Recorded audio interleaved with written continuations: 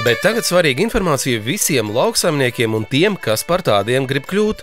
21. jūlijā zemnieku saimniecībā Joži notiks lauku dienas. Šogad pasākums atzīmē savu 10 gadi un ir paredzēts vēl nebijis dalībnieku skaits.